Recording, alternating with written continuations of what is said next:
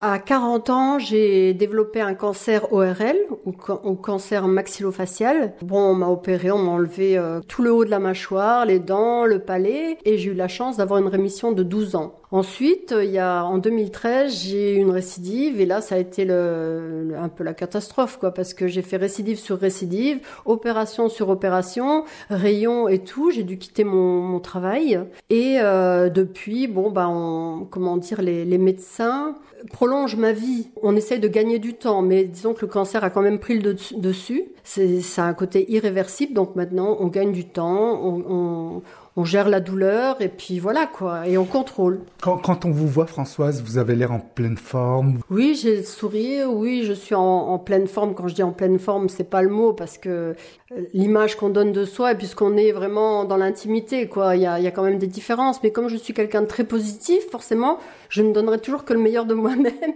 dans la mesure du possible.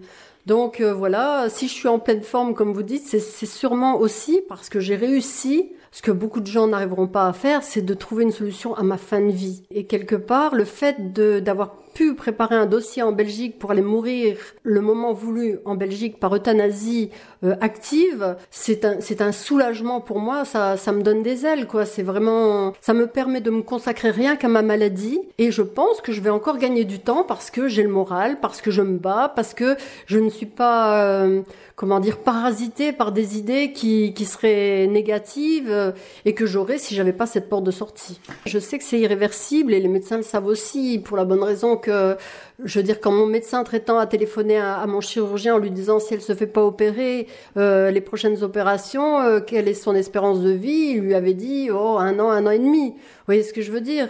Et malgré les opérations que j'ai eues, je récidive de tous les côtés de la tête, quoi. Je veux dire, le cancer me mange doucement, et le jour où j'aurai des métastases au cerveau, où je ferai un AVC, crise d'épilepsie ou autre, je ne sais pas. Même les médecins peuvent pas vraiment me dire. Ils s'attendent, ils connaissent. Ça peut être 6 mois, ça peut être 2 ans, je ne sais pas. Votre démarche, Françoise, est-elle un suicide? Absolument pas. Pour moi, un suicide, c'est quelqu'un qui met terme à sa vie avant qu'elle soit finie. Moi, le jour où j'irai mourir en Belgique, c'est que ma vie sera finie.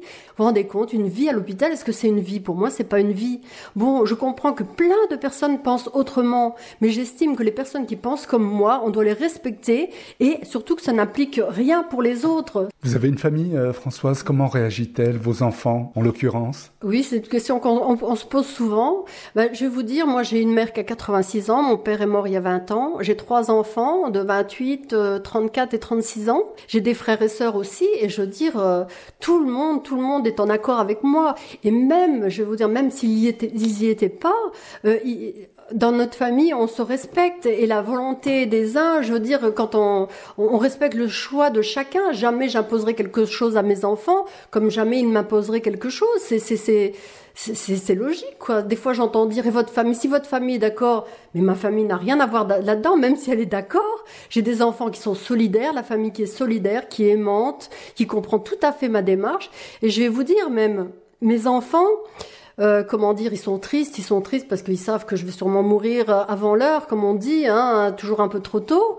Mais, ils savent que je risque de mourir comme je le veux, c'est-à-dire sûrement avec des petits gâteaux, du champagne, le sourire, et ça sera très bien. Donc eux, même s'ils sont tristes, ils voient cette image-là. Mais imaginez qu'ils me voient dans le mouroir de Bruyère, avec plus d'appareils, amaigri. Si je devais être dans un mouroir, je voudrais pas que ma famille ou mes enfants viennent. Mais comment voulez-vous empêcher, quand vous pouvez plus parler, pouvez plus vous exprimer, votre famille ou vos enfants de venir? C'est pas possible. Non seulement je veux pas laisser cette image, mais même moi, je le vivrais très mal. C'est pas seulement pour mes proches, c'est pour moi. Je le veux pas. Je suis comme ça, donc je souhaite qu'on respecte ma manière de voir les choses, quoi. Dernière question, Françoise. Vous avez la conscience apaisée aujourd'hui? La conscience apaisée, j'ai la trouille comme tout le monde, mais la conscience est apaisée, oui. Je sais pas comment je vais mourir parce que personne le sait, mais j'ai toutes les chances de mon côté pour que ça se passe bien. Je veux surtout éviter ce passage d'agonie et de douleur et de souffrance qu'on offre à 90% des Français. Et il faut vraiment penser qu'en France, on meurt mal, et que, contrairement à ce qu'on veut bien nous faire croire, les gens souffrent le martyre, alors que les gens qui le choisissent souffrent, ça les regarde, mais que les gens qui ne veulent pas aient le moyen de faire autre chose. Voilà.